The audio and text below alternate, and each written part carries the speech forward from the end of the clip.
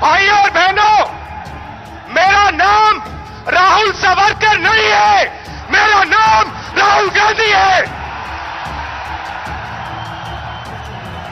मैं सच्चाई के लिए कभी माफी नहीं मांगूंगा, मर जाऊंगा मगर माफी नहीं मांगूंगा। तो दोस्तों, अगर आपको भी ऐसा लगता है कि गरीबों के मोर्चे पर मोदी सरकार विफल रही है तो आप अभी इस वीडियो को लाइक कीजिए और इस लाल बटन को दबा के इस चैनल को फ्री में सब्सक्राइब करके घंटी बजाइए और कमेंट में लिखिए जय हिंद। रुख करते हैं पहले खबर की तरफ। जेडीयू के पूर्व मंत्री रिटायर्ड आईपीएस ने थामी लालटेन। तेजस्वी बोले जेडीयू में मच गई है भगदड़। जी हां दोस्तों, जेडीयू के एमएलसी और पूर्व मंत्री जावेद इकबाल अंसारी, रिटायर्ड आईपीएस अफसर अशोक गुप्ता, पूर्व मंत्री राम नरेश सिंह की बेटी शगुन सिंह ने तेजस्वी के सामने आरजेडी की सदस्यता ग्रहण की। इस मौके पर तेजस्वी यादव ने कहा कि जेडीयू में भगदड़ मच गई है। कुछ दिन में कई नेता मंत्री जो अपने सरकार से खुश नहीं हैं गायब हो जाएंगे। इस महामारी में चुनाव की बात नहीं करनी चाहिए, पर अगर चुनाव होगा तो हम तैयार हों या नहीं, हम लड़ेंगे, हम सबको साथ लेकर चलेंगे, सभी जाति के लोगों को टिकट देने का काम करेंगे। मुख्यमंत्री ने बिहार के लोगों को बिहार आने से रोका। तेजस्वी यादव ने कहा नीतीश पहले मुख्यमंत्री हैं जिसने अपने लोगों को आने से रोका, आने का किराया नहीं दिया। अगर लालू जी का राज होता तो गरीबों को सीने से लगाते। पैदल आने वाले लोगों की मौत हुई, उसके लिए कौन जिम्मेदार है? क्वारंटीन सेंटर का भी बुरा हाल है। नीतीश और बीजेपी के लोग गरीब की भूख नहीं, अपने सत्ता का भूख मिटाने में जुटे हैं। तेजस्वी ने कहा लालू जी के समय फ्री ट्रेन थी, गरीब रथ चलाया गया और यहाँ उन गरीबों से पैसा लिया जाता है। मौजूदा डबल इंजन की सरकार ये बताएं कि आप अपना एक एक चीज सैनिटाइज करवा रहे हैं, पर गरीब को कौन देखेगा? जांच का भी बुरा हाल है, न पीपीई किट है न वेंटिलेटर। इस कोरोना काल में नीतीश सरकार की पूरी तरह फेल हुई है। इस आपदा में कितने घोटाले निकलने वाले हैं। हमने नीतीश को बाहर निकलने की बात कही तो जवाब नहीं देते। हम गरीब की बात करते हैं तो नीतीश हमें गाली दिलवाने के काम करते हैं। हम गरीब की बात करते हैं तो गाली दिलवाते हैं। आरजेडी नेता ने कहा हमको गाली देना है तो दें, पर गरीब का काम तो करो। अभी सिपाही घोटाले वाले लोग यहाँ उपस्थित हैं, इनके माँ बाप ने पेट काट कर इनको पढ़ाया,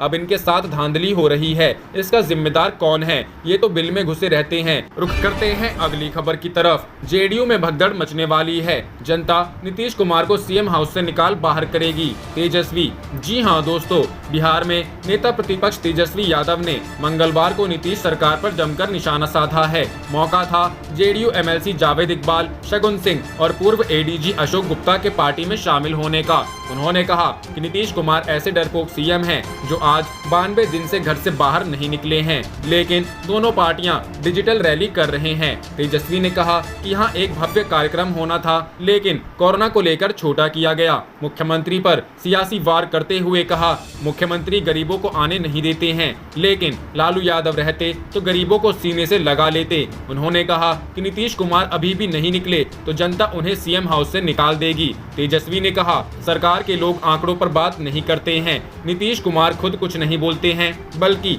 अपने बातों को दूसरे से गाली दिलवाते हैं। उन्हें आगे से लीड करना चाहिए। रुख करते हैं अगली खबर की तरफ। राहुल का पीएम पर वार, गरीब के हाथ सीधे पैसा दे, मजबूरी में मुनाफा कमाना बंद करे। जी हाँ दोस्तों, कांग्रेस सांसद राहुल गांधी ने लॉकडाउन में गरीबों और मध्यम वर्ग को आ रही समस्याओं को लेकर प्रधानमंत्री नरेंद्र मोदी पर करारा हमला किया है। राहुल गांधी ने कहा है कि मुसीबत के इस काल में जरूरत है कि मध्य वर्ग और गरीबों को सीधा पैसा दिया जाए, मजबूरी में मुनाफा कमाना बंद करें। लॉकडाउन की शुरुआत से ही कांग्रेस मांग कर रही है कि सरकार गरीबों के खाते में सीधे पैसे ट्रांसफर करे। राहुल गांधी ने ट्वीट कर पेट्रोलियम पदार्थों पर लगने वाले एक्साइज ड्यूटी का मामला उठाया है। राहुल गांधी ने ट्वीट कर कहा प्रधानमंत्री मोदी, इस मुश्किल समय की जरूरत ये है कि गरीबों और मध्यम वर्ग के हाथ में सीधे पैसे दिए जाएं, उनकी मजबूरी से मुनाफा कमाना बंद करें। राहुल गांधी ने अपने ट्वीट के साथ कांग्रेस अध्यक्ष सोनिया गांधी के उस पत्र का भी जिक्र किया जो उन्होंने पीएम मोदी को लिखा है।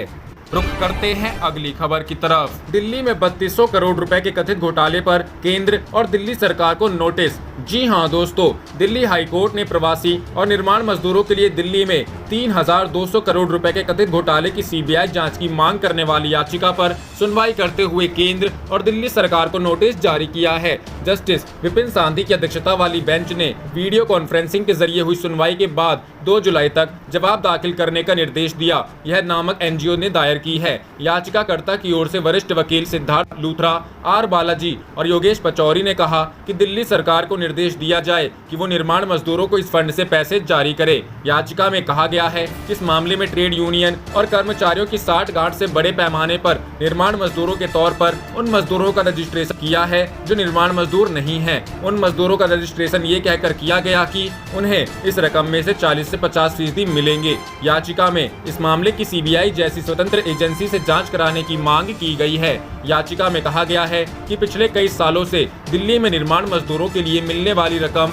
गैर निर्माण मजदूरों को दिए गए हैं। याचिका में दिल्ली सरकार और Delhi building and other construction workers welfare board की भूमिका की जांच करने की मांग की गई है। याचिका में कहा गया है कि इस मामले में धन निकासी के लिए जिम्मेदार अफसरों को धन निकासी करने से रोका जाए। याचिका में 2015-16 से लेकर 2019-20 तक धन निकासी की सीएजी से जांच की मांग की गई है। याचिका में कहा गया है कि कुछ सरकारी अधिकारियों के मुताबिक निर्माण मजदूरों के लिए हुए रजिस्ट्रेशन में से 80% से ज्यादा गैर निर्माण क्षेत्र के जुड़े हुए मजदूर हैं। उनमें से कई के दिल्ली में फ्लैट और अपार्टमेंट हैं। उनके पते पर जाकर उनकी पड़ताल की जा सकती है। वे असल में निर्माण मजदूर नहीं हैं।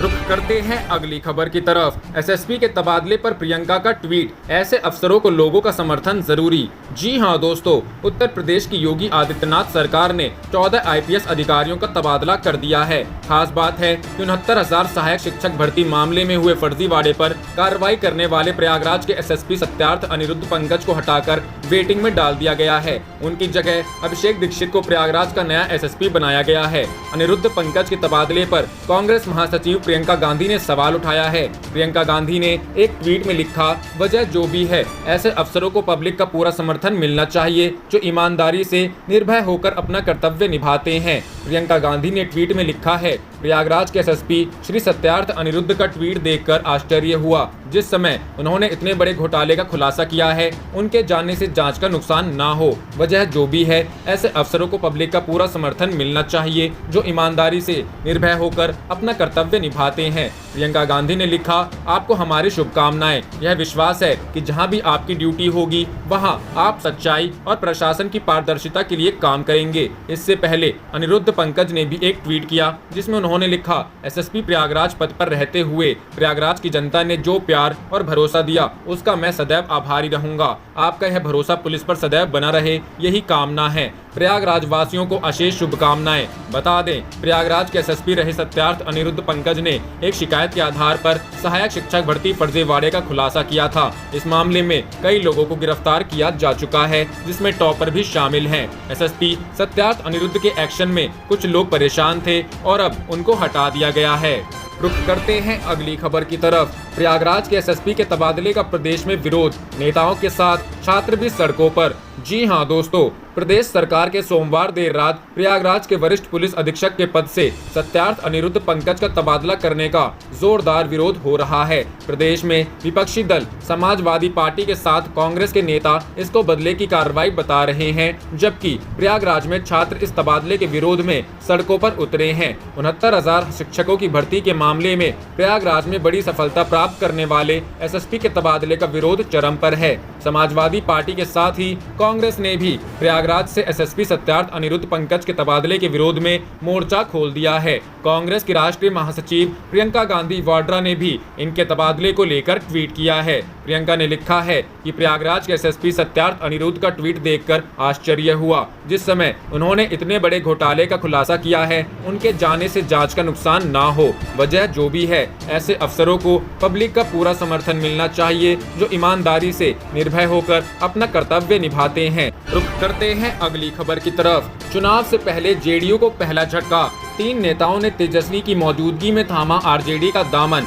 जी हां दोस्तों, बिहार के जेडीयू के पूर्व एमएलसी जावेद इकबाल अंसारी ने मंगलवार को अपनी पार्टी का दामन छोड़ आरजेडी का हाथ थाम लिया है। वही नहीं, उनके अलावा जेडीयू के पूर्व विधायक राम नरेश सिंह की बेटी शगुन सिंह ने भी पार्टी से किनारा कर तेजस्वी ब्रांड के अंदर आने का फैसला ले लिया है। साथ ही पूर्व एडीजी अशोक गुप्ता ने भी आरजेडी के साथ आकर विधानसभा चुनाव में जाने का फैसला ले लिया है। नेता प्रतिपक्ष और आरजेडी के वर्तमान सर्वेसर्वा तेजस्वी यादव ने इन सभी को पार्टी की सदस्यता दिलाई। इस मौके पर आरजेडी प्रदेश अध्यक्ष जगदानंद सिंह, पूर्व मंत्री वृषण पटेल, पूर्व मंत्री अब्दुल बारी सिद्दीकी, पूर्व केंद्रीय मंत्री कांति सिंह भी मौजूद रहे। आरजेडी नेता वृषण पटेल ने कहा कि लालू यादव की कमी को तेजस्वी यादव पूरा करेंगे। बिहार में नीतीश कुमार की सरकार लोगों को ठग रही है। इससे जनता ने अब फैसला किया है कि बिहार के अगले मुख्यमंत्री तेजस्वी यादव होंगे। वहीं आरजेडी प्रदेश अध्यक्ष ने कहा कि लोगों को अब आरजेडी में अपना भविष्य नजर आने लगा है। वे आरजेडी को सम्मानित कर रहे हैं और आरजेडी उन्हें सम्मानित कर रही है।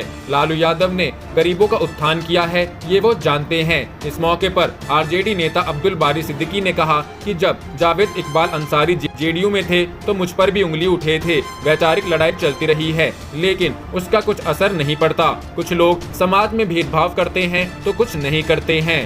रुख करते हैं अगली खबर की तरफ। गुजरात के बीजेपी एमएलए को झटका, अयोग्यता के आदेश पर रोक से सुप्रीम कोर्ट का इनकार। जी हां दोस्तों, सुप्रीम कोर्ट ने रोक लगाने से किया इनकार। 19 जून को गुजरात में राज्यसभा का चुनाव सुप्रीम कोर्ट ने गुजरात के बीजेपी विधायक पाबूभा माणक को अयोग्य करार देने संबंधी हाई कोर्ट के आदेश पर रोक लगाने से इनकार कर दिया है। गुजरात के द्वारका से विधायक पाबूभा माणक ने राज्यसभा चुनाव के मद्देनजर हाई कोर्ट के पिछले साल 12 अप्रैल के आदेश पर रोक लगाने का अनुरोध किया था। Chief justice एस.ए. बोबडे, न्यायमूर्ति एम.आर. शाह और न्यायमूर्ति ए.एस. बोपन्ना की पीठ ने वीडियो कॉन्फ्रेंसिंग के जरिए सुनवाई के दौरान हाई कोर्ट के आदेश पर रोक के लिए माणक का आवेदन अस्वीकार कर दिया।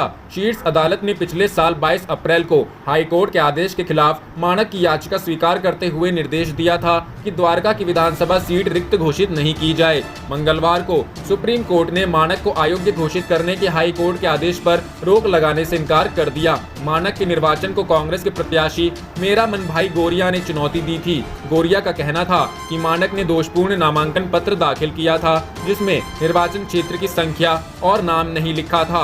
उच्च न्यायालय ने गोरिया की इस दलील को सही पाया था। गुजरात की 4 राज्यसभा सीटों पर 19 जून को चुनाव होना है। इसी के मद्देनजर पाबूभा माणक सुप्रीम कोर्ट पहुंचे हुए थे।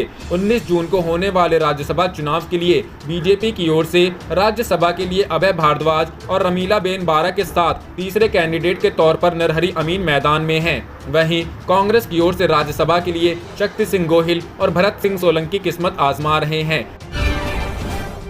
जाने से पहले आप इस वीडियो को लाइक कीजिए और इस लाल बटन को दबा के इस चैनल को फ्री में सब्सक्राइब करके घंटी बजा लीजिए। आप देख रहे थे आपका अपना चैनल धड़ाधड़ न्यूज़। जय हिंद, जय भारत।